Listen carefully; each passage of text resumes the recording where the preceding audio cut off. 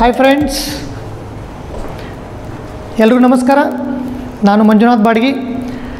ಲೇಖ್ಯ ವರ್ಷ ಅಕಾಡೆಮಿಗೆ ತಮಗೆಲ್ರಿಗೂ ಸ್ವಾಗತ. ಬೆಂಗಳೂರಿನಲ್ಲಿ ವಿಜಯನಗರದಲ್ಲಿ ನಮ್ಮದು ಒಂದು ಸೆಂಟ್ರ್ ಇದೆ, ಆ್ಯಕ್ಟಿವ್ ಕೋಚಿಂಗ್ ಸೆಂಟ್ರ್ ಅಂತ.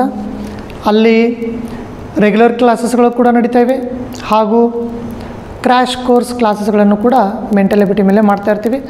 ನನ್ನ ಪ್ರಕಾರ ಹೇಳೋದಾದರೆ ಒಂದು ಟೇಬಲ್ ಇದೆ. ಆ ಟೇಬಲ್ ನನ್ನ ಪ್ರಕಾರ ಫಸ್ಟ್ ಸ್ಟೆಪ್ ಅಂತ ಹೇಳ್ಬೋದು.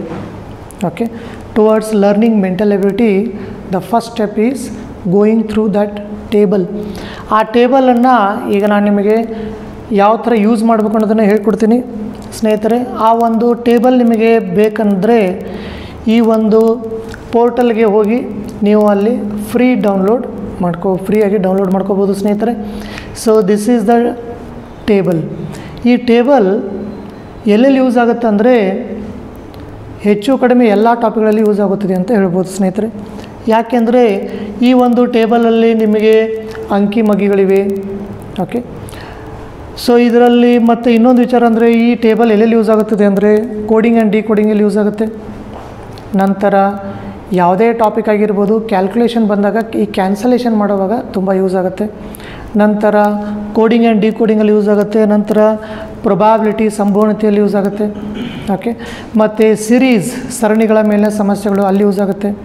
ಓಕೆ, ನೀವು ನಂಬೋಕ್ಕಾಗಲ್ಲ, ಭಿನ್ನ ರಾಶಿಗಳಲ್ಲೂ ಕೂಡ ಯೂಸ್ ಮಾಡಬಹುದು. ಓಕೆ, ಸೊ ಈ ಒಂದು ಟೇಬಲ್ ಬಗ್ಗೆ ಹೇಳ್ತಾ ಹೋಗ್ತೀನಿ. ಅದಕ್ಕಿಂತ ಮುಂಚೆ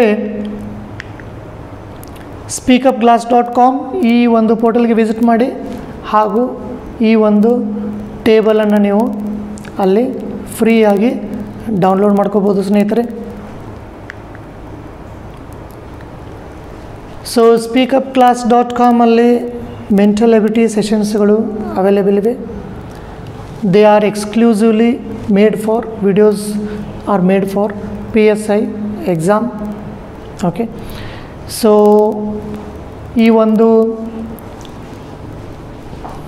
ಆಫ್ಲೈನ್ ಕ್ಲಾಸ್ಗಳಲ್ಲಿ ನಮಗೆ ಎಲ್ಲ ಕವರ್ ಮಾಡೋದು ಒಂದು ಸತಿ ಆಗಲ್ಲ ಕ್ರ್ಯಾಶ್ ಕೋರ್ಸ್ಗಳಲ್ಲಿ, ಬಟ್ ಇಲ್ಲಿ ತುಂಬ ಕ್ಲೀನಾಗಿ ನೀಟಾಗಿ ಕವರ್ ಮಾಡಿದ್ದೀನಿ ಸ್ನೇಹಿತರೆ. ಈಗ ಈ ಟೇಬಲ್ನ ನೋಡೋಣ ಬನ್ನಿ. ಟೇಬಲ್ ಬಗ್ಗೆ ಸಂಪೂರ್ಣವಾದ ಮಾಹಿತಿ ನೋಡಿ.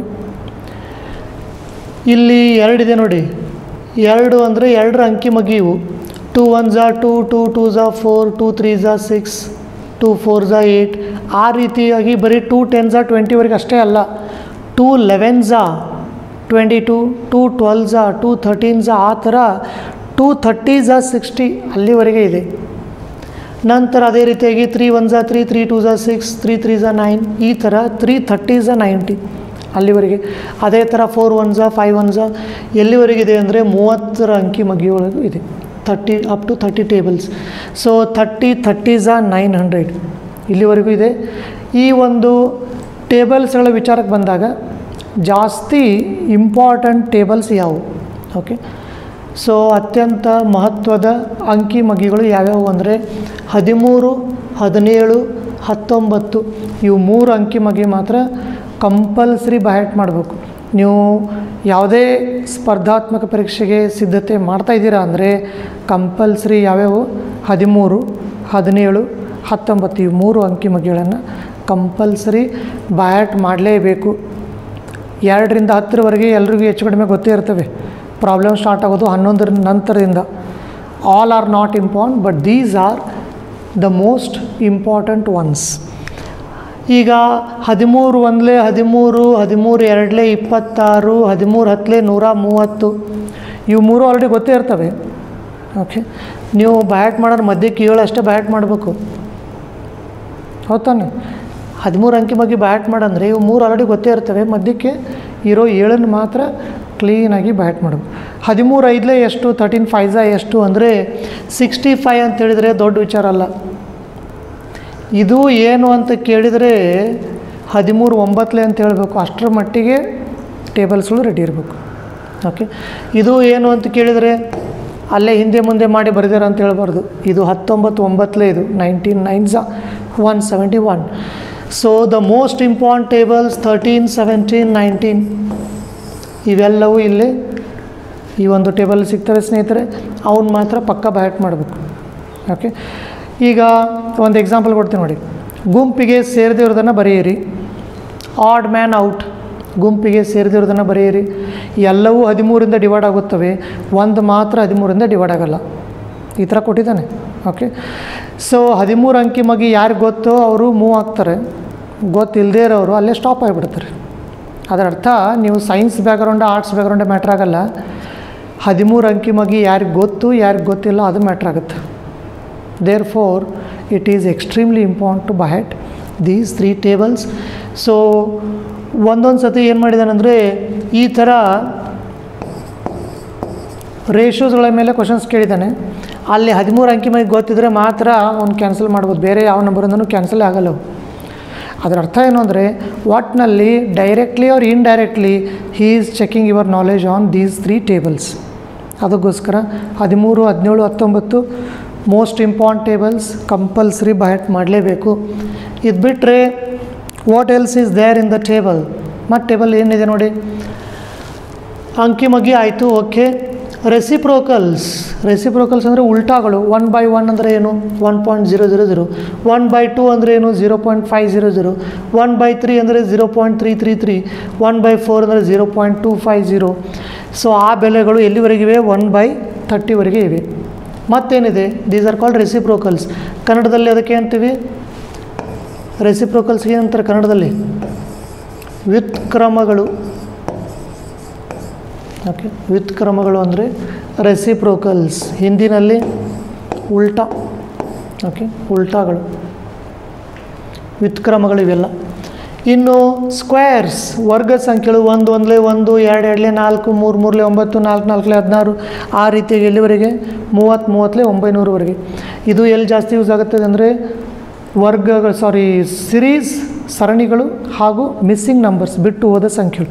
ಈ ಎರಡೂ ಟಾಪಿಕ್ಸ್ಗಳ ಮೇಲೆ ಇಲ್ಲಿವರೆಗೂ ಬಂದಿರೋ ಎಲ್ಲ ಟಫ್ ಪ್ರಾಬ್ಲಮ್ಸನ್ನು ಒಂದು ಸೈಡ್ ಗುಡ್ಡೆ ಹಾಕಿ ಅವುಗಳನ್ನು ಎನಲೈಸ್ ಮಾಡಿ ನೋಡಿದ್ರೆ ನಮಗೇನು ಗೊತ್ತಾಗುತ್ತದೆ ಅಂದರೆ they are either related to squares or cubes.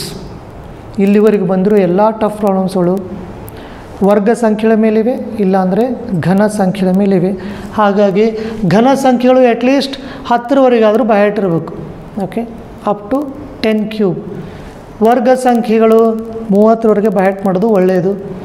ಇನ್ನು ಸ್ಕ್ವೇರ್ ರೂಟ್ಸ್, ವರ್ಗಮೂಲಗಳು. 1ರ ವರ್ಗಮೂಲ 1, 2ರ ವರ್ಗಮೂಲ 1.414, 3ರ ವರ್ಗಮೂಲ 1.732. ಸೊ 3ರ ವರ್ಗಮೂಲ ಕ್ಯೂಬ್ ರೂಟ್ ಆಫ್ 3 ಈಸ್ 1.732. ಇದು ಬೇಕೇ ಬೇಕಾಗುತ್ತದೆ. ಎಲ್ಲಿ ಬೇಕಾಗುತ್ತದೆ ನೋಡಿ. ಇದು ಸಮಬಾಹು ತ್ರಿಭುಜ, ಇಕ್ವಿಲ್ಯಾಟ್ರಲ್ ಟ್ರಯಾಂಗಲ್, ಆ್ಯಂಗ್ಯುಲಾರ್ ಟ್ರಯಾಂಗಲ್, ಸಮಕೋನ ತ್ರಿಕೋನ, ಇವೆಲ್ಲದರ ಅರ್ಥ ಒಂದೇ. ಎಲ್ಲ 30 ಸೆಂಟಿಮೀಟ್ರ್ ಇವೆ ಅಂತ ಅಂದ್ಕೊಳ್ಳಿ. ಈ ಒಂದು ತ್ರಿಭುಜದ ಕ್ಷೇತ್ರಫಲ ಕಂಡುಹಿಡಿಯಿರಿ. How to find out the area of this triangle PQR. ಈ ಒಂದು ತ್ರಿಭುಜದ ಕ್ಷೇತ್ರಫಲ ಬೇಕು ಅಂದರೆ ನಿಮಗೆ ಗೊತ್ತಿರೋ ಫಾರ್ಮುಲಾ ಯಾವುದು? ಅರ್ಧ ಇಂಟು ಪಾದ ಇಂಟು ಎತ್ತರ. ಅದೆಲ್ಲಿ ಯೂಸೇ ಆಗಲ್ಲ, ಕೆಲಸಕ್ಕೆ ಬರಲ್ಲ. ಈ ಸಮಕೋನ ತ್ರಿಕೋನದ ಕ್ಷೇತ್ರಫಲವನ್ನು ಕಂಡುಹಿಡಿಯಲಿಕ್ಕೆ ಬಳಸುವ ಸೂತ್ರ ಇದು, √3/4a².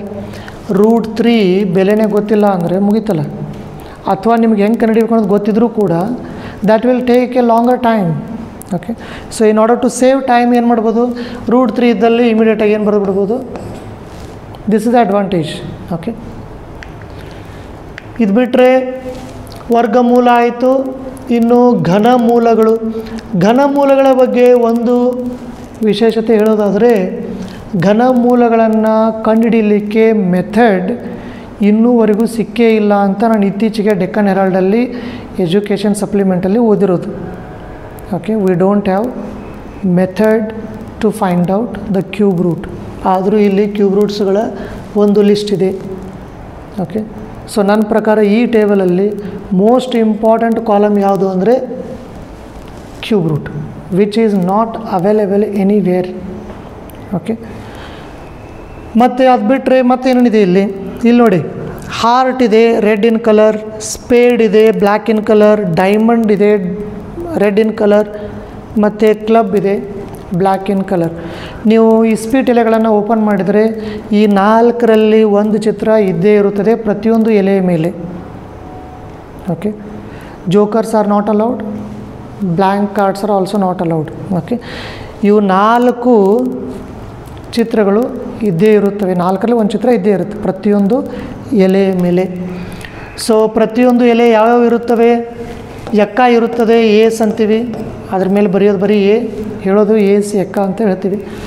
ನಂತರ 2, 3, 4, 5 ಅಪ್ ಟು 10. ಎ ಅಂದರೆ 1 ಅಂತ ತೊಗೊಂಡ್ಬಿಡೋಣ, 1ರಿಂದ 10ರವರೆಗೆ 10 ಎಲೆಗಳಾಯ್ತು. ನಂತರ ಜೆ, ಕ್ಯೂ, ಕೆ ಅಂದರೆ ಜಾಕ್, ಕ್ವೀನ್, ಕಿಂಗ್ ಅಂತ ಹೇಳ್ತೀವಿ, ಬಟ್ ಬರೆಯೋದು ಮಾತ್ರ ಅದ್ರ ಮೇಲೆ ಬರೀ ಜೆ, ಕ್ಯೂ, ಕೆ ಅಂತ ಬರೆದಿರ್ತಾರೆ. ಸೊ 1ರಿಂದ 10 ಪ್ಲಸ್ ಇವು 3 ಟೋಟಲ್ 13.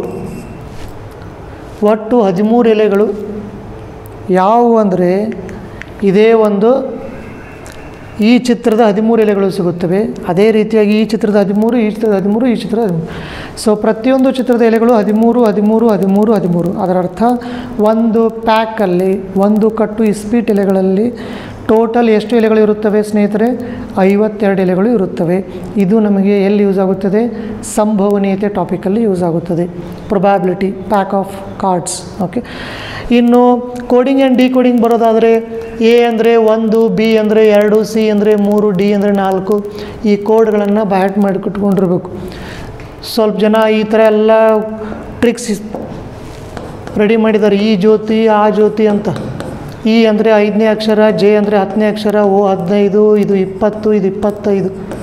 ಆದರೆ ಈ ಟ್ರಿಕ್ ಯೂಸ್ ಮಾಡಲಿಕ್ಕೂ ಒಂದು ಸತಿ ಟೈಮ್ ಇರಲ್ಲ ಸ್ನೇಹಿತರೆ.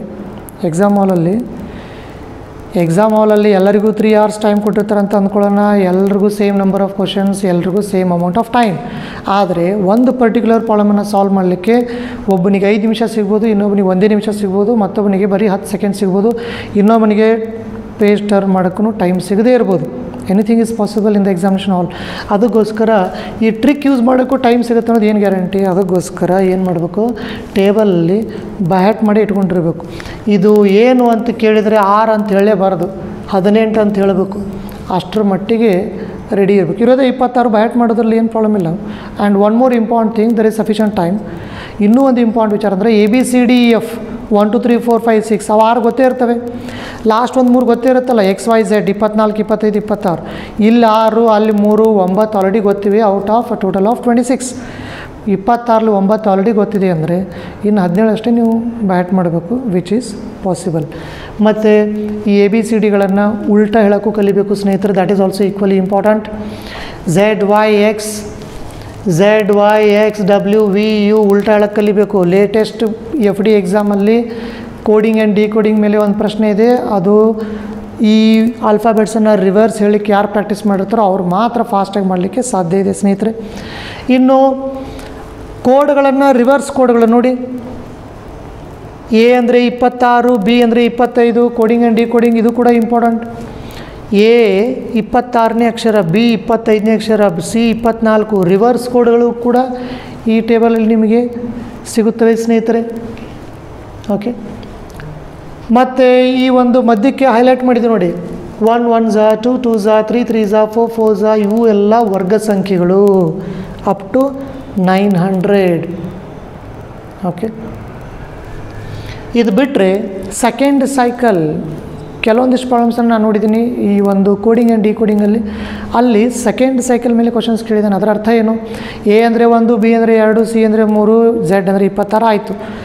ಎ ಅಂದರೆ ನೆಕ್ಸ್ಟ್ ಸೈಕಲ್ 27, ಬಿ ಅಂದರೆ 28, ಸಿ ಅಂದರೆ 29. ಅದು ಕೂಡ ಇದರಲ್ಲಿ ಸಿಗುತ್ತೆ ನೋಡಿ. ಎ ಅಂದರೆ 27, ಬಿ ಅಂದರೆ 28, ಸಿ ಅಂದರೆ 29, ಡಿ ಅಂದರೆ 30.